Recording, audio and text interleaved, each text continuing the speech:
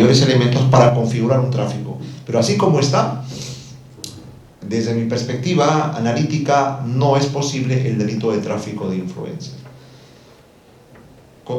Comisión de Denuncias Constitucionales y Fiscalía, vamos a ver qué deciden al respecto, ¿verdad? Pero en cuanto a esa hipótesis, yo lo descarto con el relato fáctico que se presenta a través de los medios de comunicación. No sé, ¿algunas preguntas sobre este punto?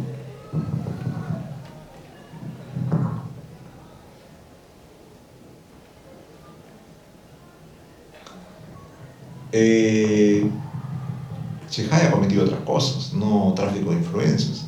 Por ejemplo, en la Constitución hay un artículo, el artículo 39, que dice: los funcionarios y servidores se deben a la nación. Si Chejay, como un abogado próspero, llega al Congreso, llega a la vicepresidencia y él sigue actuando como abogado, entonces está él incurriendo en actos que son incompatibles con su nuevo estatus funcional, ¿no? El artículo 39 es vital. Los funcionarios y servidores y trabajadores públicos se deben a la nación. Si una persona que era abogado y podía defender a quien sea, gestionar intereses de quien sea en la administración, no le podían imputar delito. Entonces, si esta persona ya no solo es abogado, sino que pasa a ser funcionario público y en ese contexto gestiona intereses de particulares ante la administración, está incurriendo obviamente en un delito de patrocinio indebido, si es que esa es la figura. Y está generando, dada su altísimo nivel de estatus político-administrativo, está incurriendo en una infracción constitucional. El artículo 39 está siendo mellado, porque está olvidándose del primer deber que tiene un funcionario, servir a la nación, y está sirviendo intereses particulares. Por ahí va la cosa, más que con el delito de tráfico de influencias. Ahí termino mi exposición. No sé, ¿algunas preguntas del auditorio?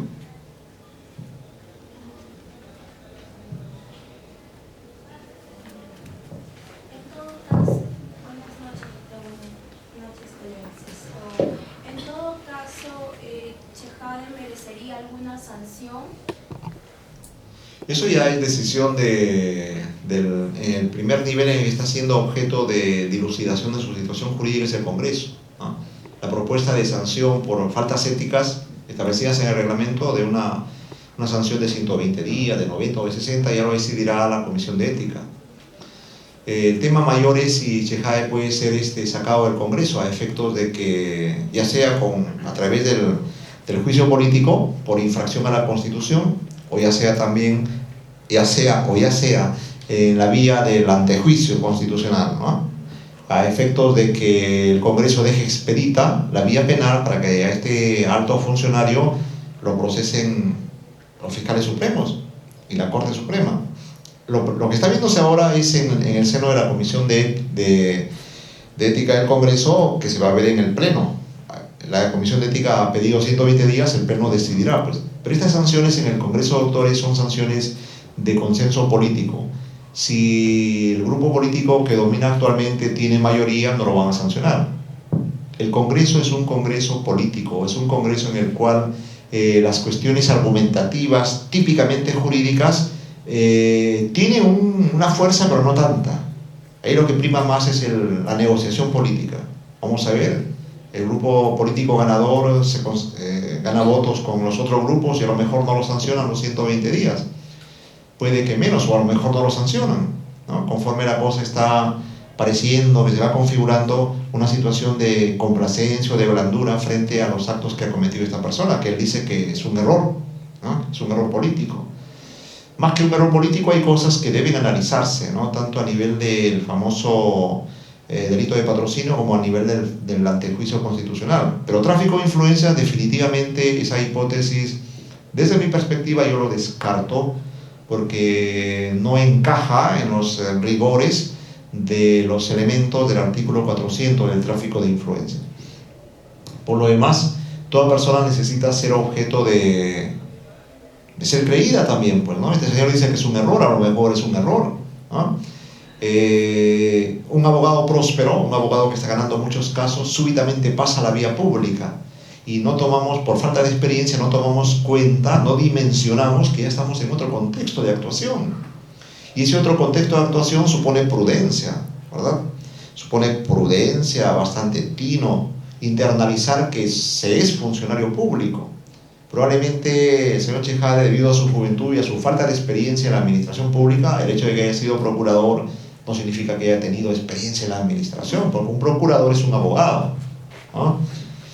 De hecho, que a lo mejor se debe de un error, a un error político. Ya la Fiscalía dará mayores elementos producto de su investigación. Y los datos, con base a lo que han dicho los generales, los coroneles, los oficiales, etcétera, etcétera, serán tomados en cuenta para ver si su conducta es una conducta que infringe la norma o es una conducta que será pues una inconducta funcional, ¿no? Debido a su exceso de protagonismo, a su afán de querer seguir teniendo casos cuando ya no era abogado, ¿no? ¿Sí? Doctor, muy buenas noches. Comparto su postura en la cual el funcionario público debe tener una competencia judicial en sentido amplio, ¿no? Esto es administrativa o judicial, comparto su línea. Pero sin embargo, habrá quien pueda alegar por ahí que de acuerdo a una traducción literal de la norma, se puede decir que el funcionario público puede ser cualquier tipo de funcionario que con ojo esté conociendo un caso, ¿no? Ante esa argumentación, ante esa propuesta, ¿qué opinión merece usted? El tipo penal de tráfico de influencias es un delito contra la administración pública que dice, con el ofrecimiento de interceder ante un funcionario o servidor público que ha de conocer, esté conociendo o haya conocido un caso judicial o administrativo, no es cualquier caso. ¿Ah? El tipo penal circunscribe el tráfico de influencias a estos contextos. Caso judicial, ¿cuál es el caso judicial? El caso judicial es conversar con los policías para que presten apoyo, eso no es caso judicial. El caso judicial estuvo antes. Eso es el caso administrativo, no señor. El caso administrativo es aquel en el cual se resuelve justicia administrativa. Por ejemplo, justicia administrativa, ¿cuál es? La de OCMA, la de la Fiscalía Suprema, la del Consejo de la Magistratura, la de los tribunales fiscales, la de Indecopi, la de la justicia de Osinermin, las justicias administrativas que se ven en las municipalidades. Justicia administrativa en la cual se resuelve un caso administrativo bajo reglas de justicia. Justicia administrativa no es el trámite administrativo. Cuando uno hace trámites diversos en la municipalidad, en el hospital, eso no es justicia administrativa. Esos son trámites. Ahí no cabe tráfico de influencias. Que en la práctica se den tráfico de influencias, perfecto. Hay un tráfico de influencias de contenido social, pero el tráfico de influencias de contenido penal es específico. Solamente ante un caso judicial o un caso administrativo.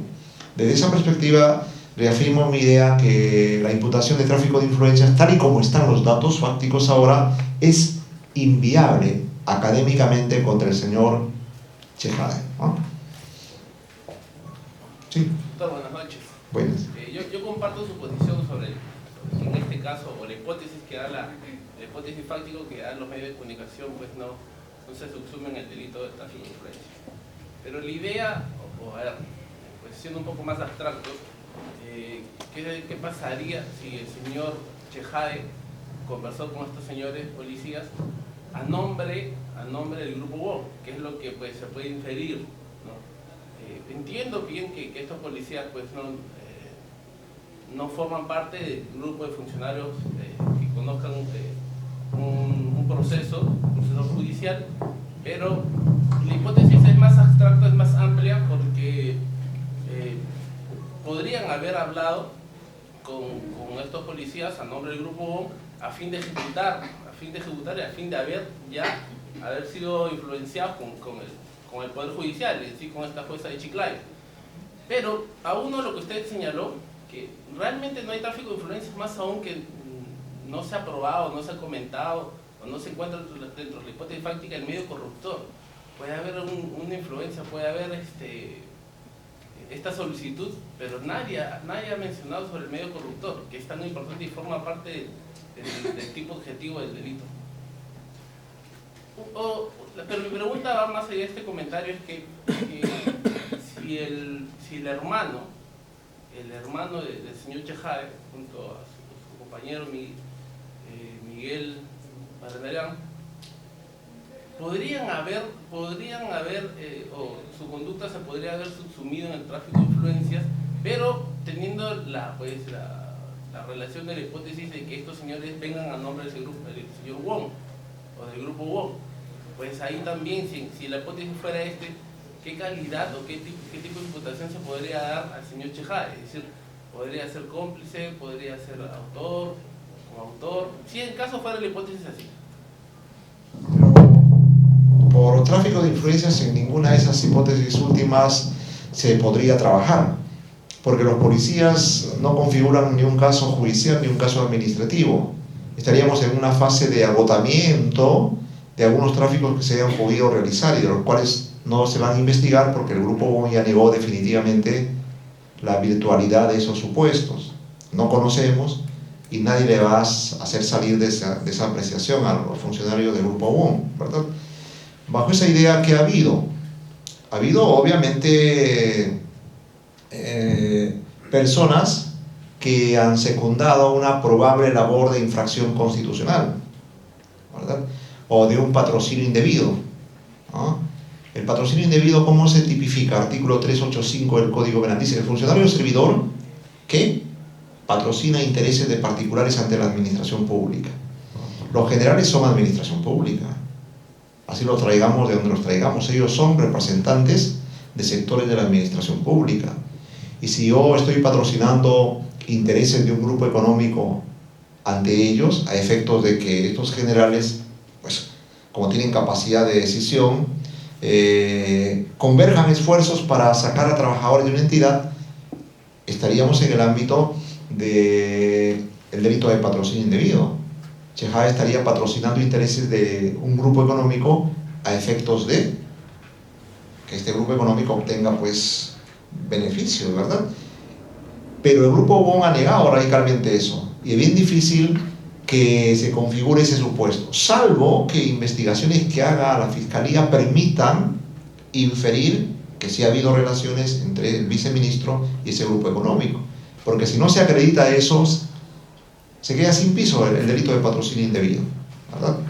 Nos quedaríamos solamente con el tema de la infracción constitucional, incompatibilidades que el funcionario no tomó en cuenta. Ahí podría caber la hipótesis de una apreciación blanda, su falta de experiencia, que la infracción constitucional se produjo por mal manejo de la situación política, de que esta persona no tomó en cuenta su cambio de estatus, ¿no? Muy rápidamente pasó a ser un altísimo funcionario. Esa podría ser una medida, por ejemplo, de defensa de este señor en el ámbito del antejuicio constitucional. Pero tráfico de influencias descartamos. ¿Qué ha habido ahí con sus hermanos, con todos ellos? Cómplices en un delito de patrocinio indebido, ¿no? Y cómplices de terceros en la infracción constitucional de romper el deber de sujeción, aunque los terceros en un juicio político casi no se ha visto ese tema. Las infracciones constitucionales tienen escasísima dogmática constitucional en el Perú. No se trabaja el papel del cómplice en una infracción constitucional, se entiende que es solamente el funcionario. No, ese es un tema, por ejemplo, para trabajar. En patrocinio indebido es un supuesto que puede configurarse dependiendo que el grupo económico al que dicen los medios de comunicación que este señor vicepresidente ha servido, ese grupo económico acepte, y si no acepta, que los elementos de prueba que la Fiscalía obtenga vayan por esa dirección, ¿no? Está todo en configuración, en formación. Vamos a ver entonces, a la espera de los resultados, tanto de la comisión de acusaciones, que tiene bastante información, como a lo que diga la Fiscalía de la Nación. Ahí me quedo. Muchas gracias. Muy amables.